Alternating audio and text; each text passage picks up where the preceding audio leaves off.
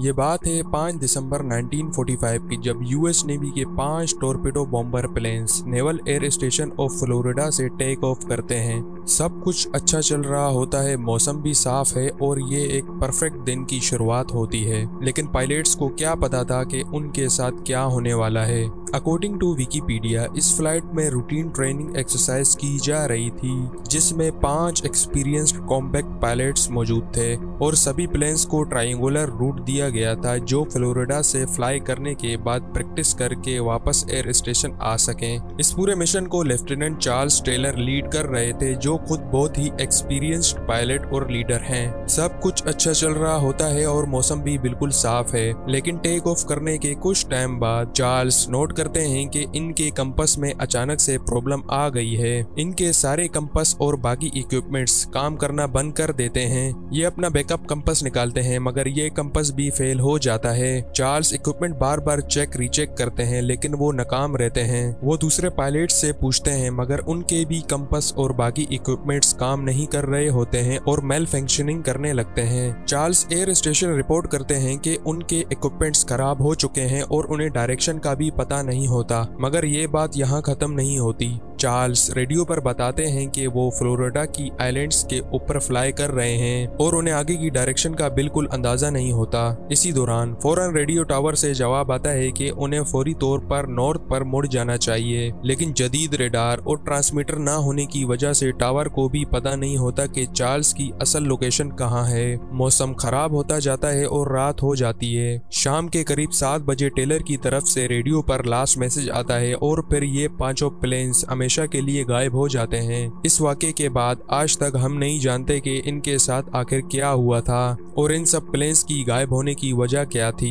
5 aircraft के गायब होने के बाद एक सर्चिंग एयरक्राफ्ट इन्हें ढूंढने के लिए फ्लोरिडा से टेक ऑफ करता है, मगर कुछ टाइम बाद ये भी रडार से गायब हो जाता है। पहले 5 प्लेन्स गायब और फिर ये सर्चिंग एयरक्राफ्ट। इस वाक़े के बाद यहाँ एक सर्चिंग ऑपरेशन भी किया जाता है, मगर किसी को कुछ नहीं मिलता। मगर सवाल ये है कि ये सब के सब एयरक्राफ्ट आखिर कहाँ गायब हो गए। हमारे चैनल अनकवर टीवी पर आप सब दोस्तों को खुशामदीद। दोस्तों, हम सब ने बरमूदा ट्रायंगल की कई स्टोरी सुन रखी हैं। बरमूदा ट्रायंगल अटलांटिक ओशन का एक बहुत ही मिस्टीरियस हिस्सा है, जो 8 लाख स्क्वायर किलोमीटर पर फैला हुआ है। ये ट्रायंगल फ्लोरिडा से शुरू होकर बरमूदा आइलैंड और फिर पोर्टो रिको से वापस फ्लोरिडा पर खत्म होता है। इस बनने वाले ट्रायंगल को बरमूदा ट्रायंगल और डेवल्स ट्रायंगल भी कहा जाता है और यहाँ जाने वाले लोग मिस्टीरियस तौर पर गायब हो जाते हैं। अब तक बरमूदा ट्रायंगल में 50 शिप्स और 20 एयरक्राफ्ट्स गायब हो चुके हैं, जो इस बात का सबूत है कि यहाँ कुछ ना कुछ तो अजीब जरूर है। 2015 में कार्गो शिप अल्फारो फ्लोरिडा से पोर्टो रिको जा रही थी,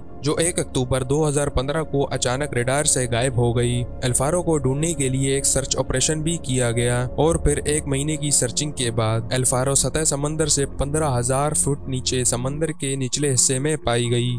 शिप के कैप्टन से जब आखिरी बार कांटेक्ट हुआ था, तब ऐसा लग रहा था कि शिप के अंदर पानी भर चुका है और वो अल्फारो से होने वाला आखिरी कांटेक्ट था। मगर बात यहाँ खत्म नहीं होती। 2015 में एक पाइपर प्लेन मिस्टीरियस तौर पर यहाँ से गायब हो जाता है। इस प्लेन में 3 लोग मौजूद थे, जिनका आज तक कुछ पता नहीं चला, जैसे इन्हें आसमान निगल गया हो या जमीन खा गई हो। ठीक इसी तरह 10 अप्रैल 2007 में सेम पाइपर प्लेन दोबारा यहाँ से गायब हो जाता है, जिसमें सिर्फ एक पायलट ही मौजूद होता है। इन दोनों प्लेन्स और 4 लोगों का आज तक कुछ पता नहीं चल सका। इन इंसिडेंट्स के साथ एक और इंसिडेंट 1967 में पेश आया, जब एक अमेरिकन बिजनेसमैन बुराक अपनी लग्जरियस यॉट के साथ मियामी बीच की सैर को निकला।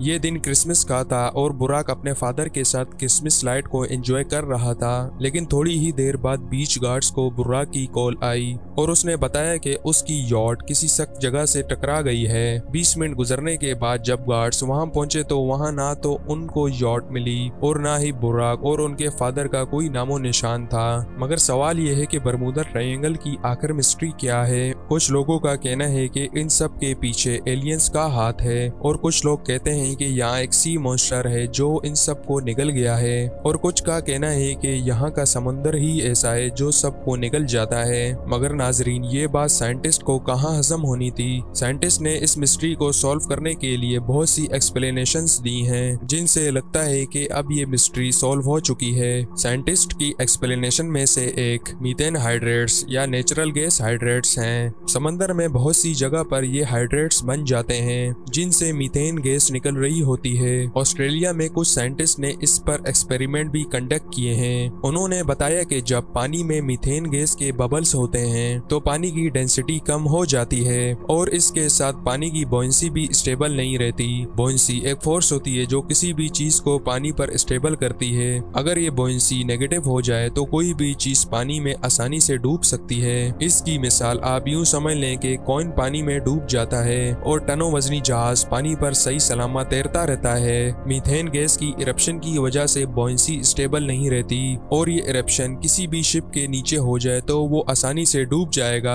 और ये एक्सप्लेनेशंस भी दी गई हैं कि इस समुद्री इलाके में साइक्लोन्स यानी समुद्री तूफान का ज्यादा आना भी इन सब की वजह बन सकता है। साइंटिस्ट का मानना है कि बरमुदा ट्रायंगल में होने वाले वाकयात की एक बड़ी वजह ये भी हो सकती है, मगर असल में वहाँ क्या हुआ था ये तो बस ऊपर वाला ही जानता है। उम्मीद है कि आप दोस्तों को हमारी ये वीडियो पसंद आई होगी, और आप इस वीडियो को लाइक और शेयर भी जरूर करेंगे। मिलते हैं एक और न्यू वीडियो के साथ, तब तक के लिए अल्लाह हाफिज।